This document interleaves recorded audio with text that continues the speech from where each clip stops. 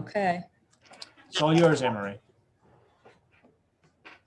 Okay, good morning. I'm Anne-Marie Shapiola from the Total Public Library, and I'm going to tell you about how to do a stuffed animal clinic. Now, basically, the children bring in their stuffed animals for a medical checkup, and the children get to be the medical professionals giving their animals the checkup. There are occasionally, there's a whole other workshop where you could do where children bring in their stuffed animals, maybe that need to be sewn up or need buttons or eyes put on. That's a whole other program. With this one, it can last for an hour and a half. But what's nice about this is that the children are on the other side. If they're afraid of going to the doctors, they learn about all the equipment the doctors use.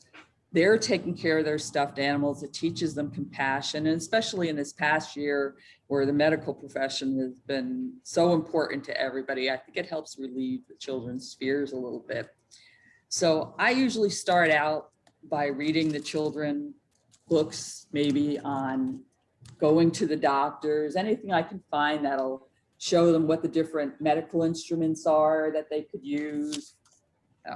Corduroy goes to the doctor. Doc McStuffins is a great one because she, of course, deals with her stuffed animals. Another idea is you could call in maybe a healthcare professional to read a story to the children or explain what the different things are. But the children come in, and in years past, after I read the story, I would have different tables set up with, of course, these kind of dollar store doctor kits you can get or from the toy store. Now, last year, because of the pandemic, we didn't want the children using all of these. So what I did was I cut out pictures of everything, and the children made their own equipment and anything. I mean, and there's tons and tons of pictures. You can go online and just Google this. There's tons of pictures. And I even decided to do a mask, and I wasn't sure how that would go over with the kids, but the kids had so much fun with it that you can go on our Facebook page. If you can manage to scroll all the way back to a year, you'll see the kids with all their stuffed animals putting masks on. And we would have different children at different tables, and they would set up and they would do that probably for at least a half an hour. They make their own doctor kits. So you could either have something like this that you could cut out, or this is actually a file folder that I've used, and you can shape it into a little medical kit. The kids could put a Red Cross on it. And then they can choose their Band-Aids that they want to put on their stuffed animals, superheroes. I give them Q-tips, and they can either tape that, put it in their kits, cotton balls, anything you can think of, tongue depressors that they can use. And they can either, if you do it like this, you can either glue the sides up and they can just put it inside, or you could open it up and tape it. So that helps them, and they learn about all the stuff. Their favorite part, believe it or not, is actually at the end. And in the beginning, I didn't leave enough time for it, and the kids always wanted to put casts on. So one more thing. Last year, because of the pandemic, I was worried that maybe somebody's going to forget to bring an animal. And in years past, we would just bring down a stuffed animal. Couldn't do that last year because all the stuffed animals were put away. So I just cut out a whole bunch of pictures, so at least they could have something to give their animals a checkup with. Again, pandemic. They also made their own, and we had kids, we did it outside, and I think we had maybe 2 children per table so that we could space them. This is a very simple stethoscope. I'm sure you've all seen this, made out of a paper plate, cut out. And you get the cupcake papers, the silver or gold. They sell them in the dollar stores. You get a package of these, and you just put a string through it, loop it around it, and they pretend to put it in their ears. So that was how they checked their stuffed animals' hearts and everything. They can color them, decorate them. They love to color anything. So it could take forever, which is fine. And then you can ask them, you get into all different stories. Well, what's wrong with your stuffed animal? Oh, he has a cold, he's sick, and they'll get into all kinds of stories, which is so much fun. It helps their imagination, but they really see what it's like to take care of something. You can ask them questions, what's your stuffed animal's name? I've seen some libraries even take their height and weight if you have access to a scale. I don't know, we do have a scale, but I'm not sure it would go quite that low. And some of them will bring real teeny animals, some of them will bring larger animals. But you can tell it's their favorite animals. They're very careful with them, and their imaginations just run wild. And you can see their confidence build up, like, wow, this isn't so bad. Look, going to the doctor, especially like I said, this last year where they've, just been to the doctors, video conferencing. They've gone through so much, these poor kids. So the other thing, and their favorite thing, is when they get to put a cast on. This started as just an added thing. This happens to be one of our puppets. We have a black lab that does our cause for reading. So this is for Shadow.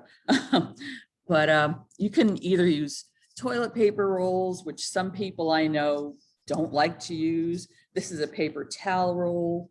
You can make your own. You can buy them too, but these are rolls I made last year just to be extra safe, out of cardstock, and just roll them and tape them.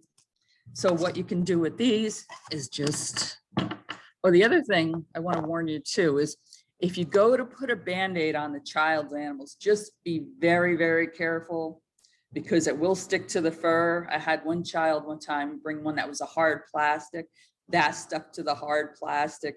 So if you get something like that, just take toilet paper and tell them you're wrapping a bandage around it first, and then put the Band-Aid over so it won't do any damage to the fur, because you don't want to pull the poor animal's fur out, and you'll have a whole other problem.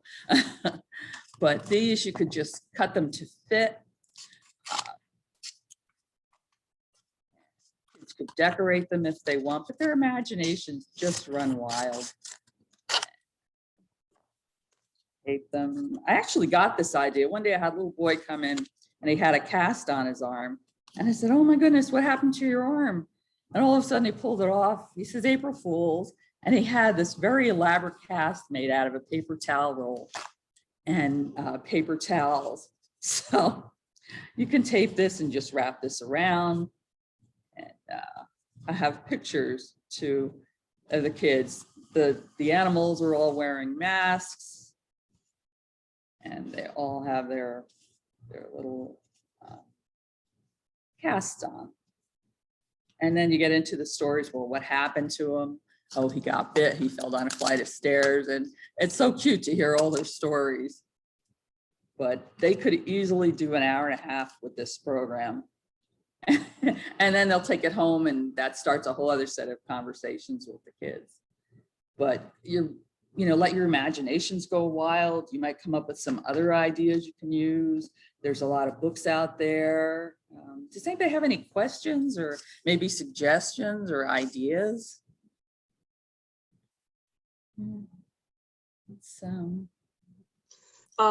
For the bandage material, if you have it, I know, like, how like the kids like to have the bright colored casts. Yes. Crepe paper. Oh, great. That's a great idea. That's a wonderful idea. Similar texture, plus yes, it's affordable, and you get bright colors. Yeah, thank you for that idea. I just may try that this summer. That's a cute. I know they go crazy with the Band-Aids too. All the different color Band-Aids and. And have you done that at your library? Their masks. Yeah, and the masks. They had a ball last summer coloring the masks and putting the masks on. I think this year I'm going to try and maybe put holes in the masks and reinforce them with a little bit of contact paper, and then use the elastic, because some of them will come in with great big stuffed animals. Some of them will come in with smaller stuffed animals. But I just love the stories they come up with. And it was so cute last year because I had all these pictures of the kids wearing masks, holding up their stuffed animals wearing masks and with the casts. But it's fun. They all want the different color Band-Aids, and whatnot. And they go home with their little doctor kits. And I've even had a couple of kids years past that would bring their own very elaborate doctor kits too. So that was cute. But I like the surgery idea a little bit. We'll have to try that one someday. And that's pretty much it. It's an easy program. It's an affordable program to do. And it's just something the kids have an awful lot of fun with. So. Any other questions? No? Okay, excellent. Well, thank you, Anne-Marie. This was a lot of fun. I think it's a great program. And I love the craft component to it. I think that's a wonderful way to do that. Thank you, everybody. Thanks for joining us. If you've got an idea for a pop-up workshop, shoot me an email. We'll make it happen. So thank you, Anne-Marie, for doing this. And tell your colleagues that we're doing this again on Thursday at 3 o'clock, right, Anne-Marie? Is it Thursday? Oh, no, tomorrow. I'm sorry, tomorrow at at 3 o'clock. Yeah. So Okay. tell your colleagues. And this was recorded, so if in time it will make it to the PALS Plus Resource Central. So check it out, pprc.palsplus.org if you haven't already done so. And with that, thank you, everybody. And I'll stop recording now.